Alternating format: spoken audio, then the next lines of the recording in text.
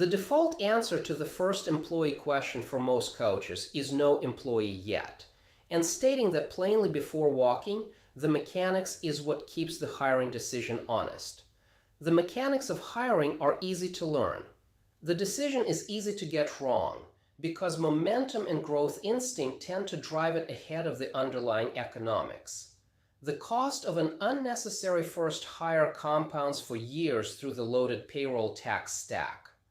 Most solo and small group coaching practices stay in contractor territory for good structural reasons. The hiring conversation is a structural growth question, not an incremental headcount question. The plain version comes first, before the mechanics, because the mechanics are easy to learn and the decision is easy to get wrong. I will say it directly. Most coaches do not need employees, and I am not going to spend this video talking you into one. The video covers the cost stack and the 3 legitimate cases honestly, but the framing matters as much as the content. If a video that starts with the cost stack lets the cost stack do the talking, the hiring decision gets made on momentum.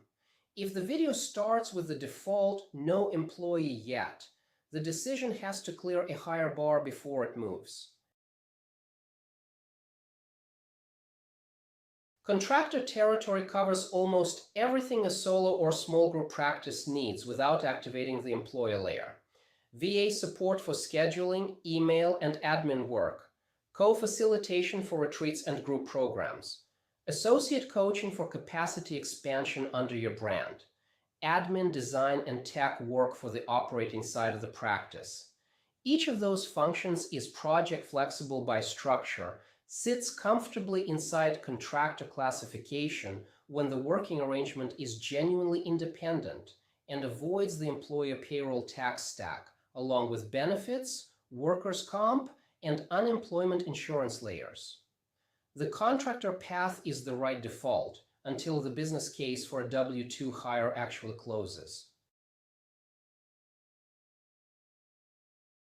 There are 3 structural situations where employees genuinely make sense, and each one is a growth point rather than an incremental decision.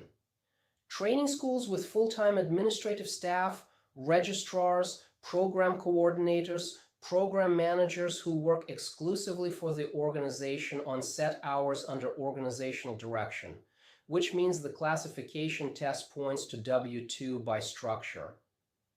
Multi-coach practices that have grown to a scale where a full-time operations role is economically justified, and the function requires integration into the management layer.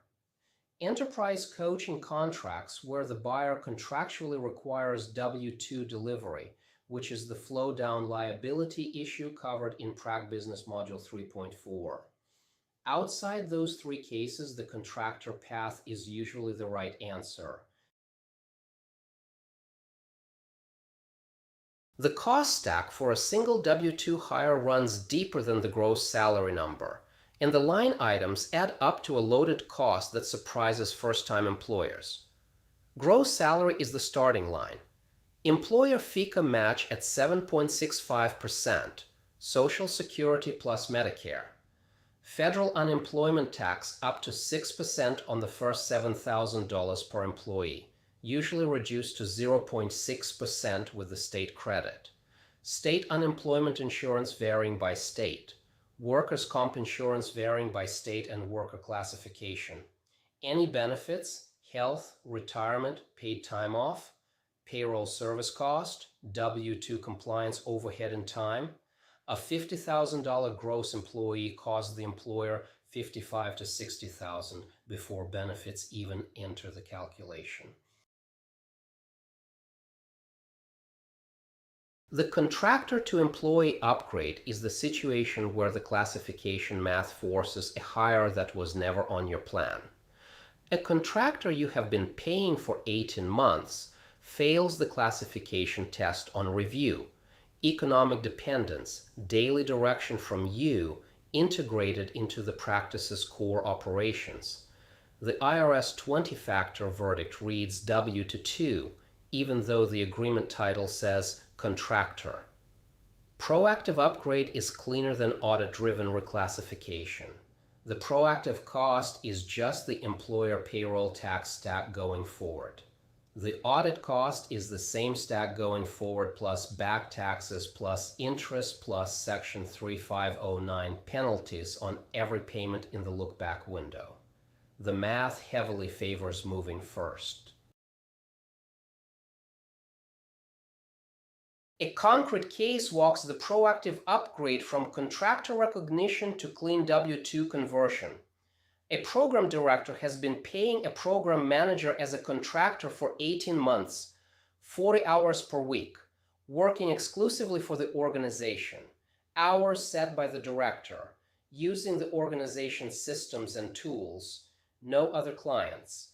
The audit risk on that arrangement is high, and any honest reading of the classification test produces a W-2 verdict.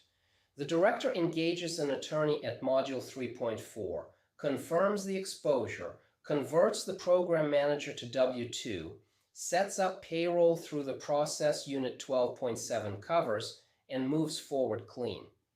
The proactive cost is the payroll tax stack from the conversion date forward, a fraction of what the audit-driven reclassification would have produced. Run the classification test first, then make the hire decision. The question is not whether you want an employee. The question is whether the function genuinely requires an employee, or whether a contractor who actually passes the classification test under honest reading can cover the same work. The 20-factor test from Unit 12.1 is the upstream gate either way.